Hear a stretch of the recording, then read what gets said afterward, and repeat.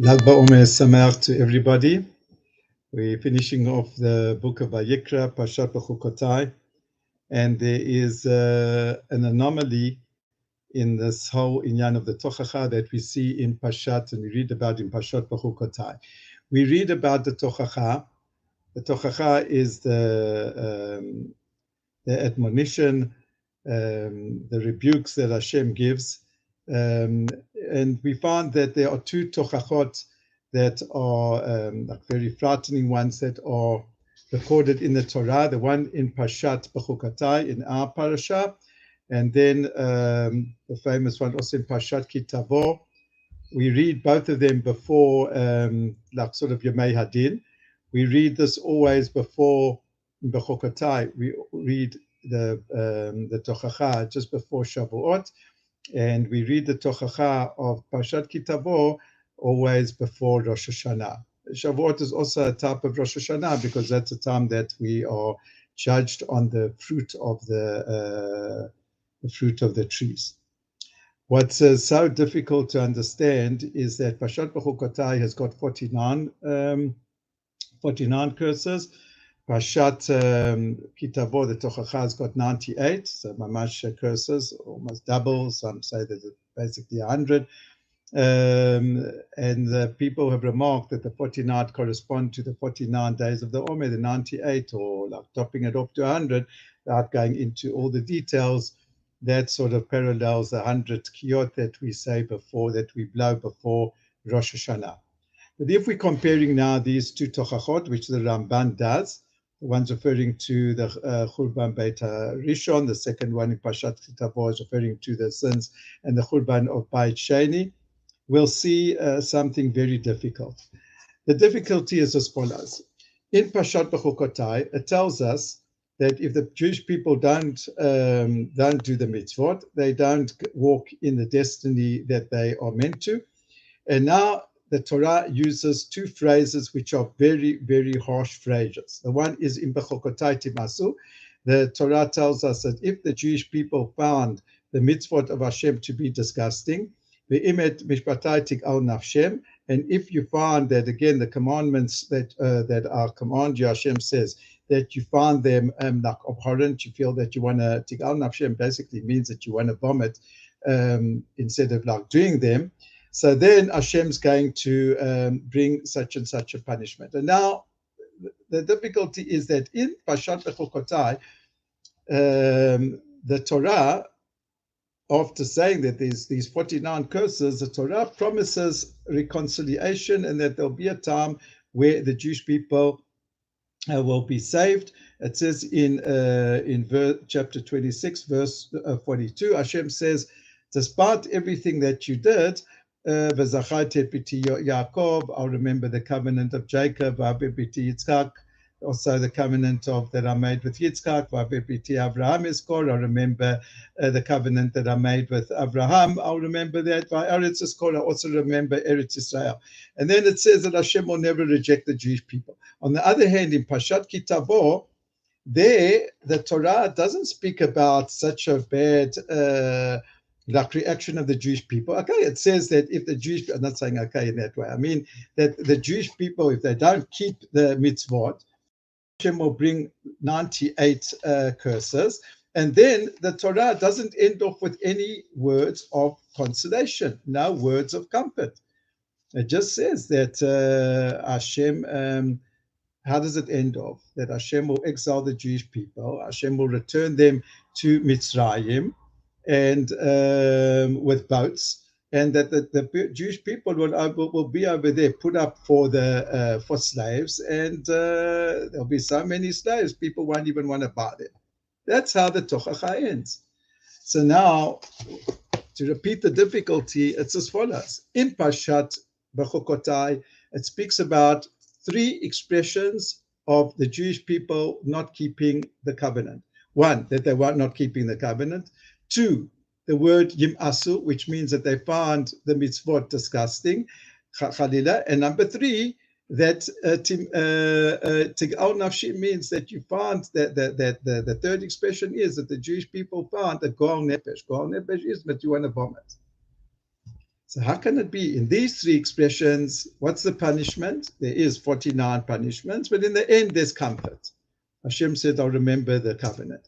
In Parshat Kitabo, where there's only one expression of rebellion, and that is that the Jewish people won't fulfill the covenant, there the Torah doesn't speak about any comfort whatsoever, but ends off with a curse that the Jewish people will be sent into the slavery like it was at the time of the Romans, and there'll be such a glut on the market that the Jewish people, no one will even want them as slaves. How do we fit the two things together? So the answer, one of the explanations that once I heard from Rabbi Ronan was as follows, that if we look at there's two introductions to understand this difficulty. The one is that the Torah over here speaks in the singular. In Parshat Bechukotai, all the blessings and the curses are mentioned in singular. In Parshat Kitabo, all the blessings and curses are spoken in plural. Okay, that's introduction number one. Introduction number two, there's a famous Gemara which one has to think about very carefully. It's a Gemara in Masechet Yoma, Daf Tet. The Gemara, we all know this Gemara. The Gemara says that the first temple was destroyed because of the Jewish people. They broke the three cardinal sins of murder, adultery, and idolatry. And the second temple was destroyed because of sinat chinam. Sinat chinam means causeless hatred, which once quoted the Beit HaLevi. It doesn't mean that someone took one's parking mat. It means that in the time of the second temple, that there were all these heretical sects which spread like causeless hatred. That's what it means. There were a tremendous amount of heretical sects, which also worked with the Romans against Jews. That's why we've got the bracha of Olam Sheni. Now, what does this mean? That sinat chinam, causeless hatred, is worse than adultery, murder, and avodah zarah. Now, if you would come to any Rav, I don't care which Rav it is, any Rav, and you would ask him the following question, he'll say to him, you know what, I've got an option. Or to kill someone, right? I was sent to murder someone, or to die. What would the Rav say? You're not allowed to kill someone, you have to die. Now that same person will say, you know what, I was given an option now, or I have to go and hate so-and-so for no reason, or they're going to kill me. Everyone knows it's a joke. Every single person would say that what you have to do, of course, go and hate the other person and not to give up your life. So what does it mean? Have we ever thought this ridiculous type of statement in inverted commas that to hate someone for no reason is worse than murder, is worse than adultery, is worse than avodah zarah? So what does the Gemara say? These things are all bandied around, but what does it mean, these words? Someone gave the following mashal. They gave the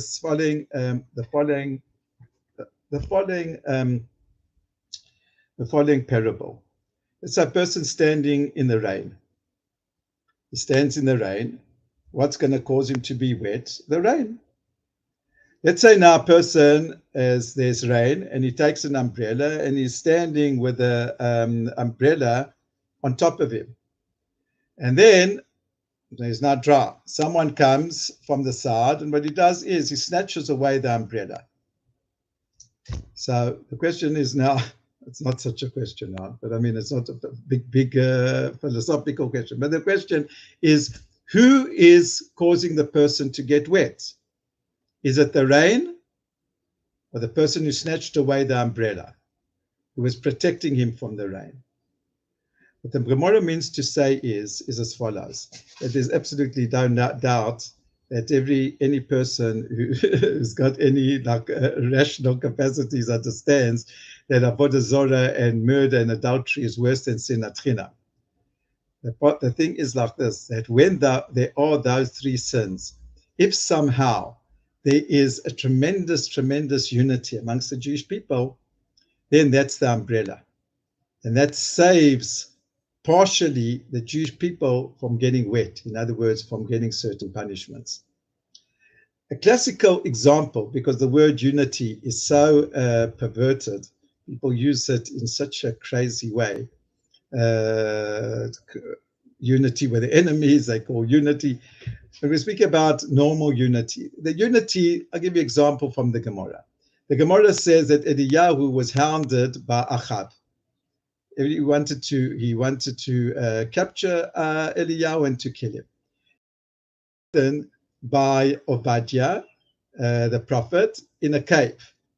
Now, it says that Achab, who was the king, he sent emissaries all over Eretz Yisrael, and he couldn't find where Eliyahu was. And the Gemara explains because there was a tremendous amount of unity. The unity was that no one was prepared now to spill the beans, as I say. No one was prepared to be a moiser and to say where he was hiding. On the other hand, at the time of David HaMelech, where there was tremendous disunity between the forces of the followers of David and Shaul, wherever David escaped, there was always people who exposed where he was hiding. There was no unity. So to get back to the point, we asked first of all, why is it that what the Gemara says that sinat chinam is worse than avodah zarah, etc. So the Gemara, what it means is that it's not worse. What it means is it affords, as long as there are people who have got this certain amount of unity, it's like an umbrella, right, which somehow is a protection, right, when the rain is there. And that's what happened in the type of Beit Sheni. In Beit Sheni, there was a lot of Aveirot. Beit Rishon, they didn't really recover from the Aveirot. But once the Aveirot now, what kept the Jewish people together for a certain amount of time? The unity. Once that unity was taken away, and then there was no umbrella, so what remained? The original Aveirot of Gilu Arayot and Shvichut Damim and Avodah Zorah, and that's what in the end brought about the end of the second Beit HaMikdash. What's this got to do with what we said before? What we said before is we asked a question. The question is that in this first tochecha, when the Jewish people are accused, or the Torah says you're going to not to keep the commandment, you're going to find the mitzvot, God forbid, disgusting. You're going to have a loathing for keeping mitzvot. And yet there is some sort of comfort at the end. We said, why? Because this parasha is said in the singular, which means that with all that, if somehow there can be, the Jewish people are assured of a certain amount of unity, so then in the end there will be comfort. And that's what happened in the time of Beit Rishon. In the Beit Rishon, there was a certain amount of unity, as crazy as it sounds, despite all these Aveirot. And therefore, that was like the umbrella that, so to speak, protected them.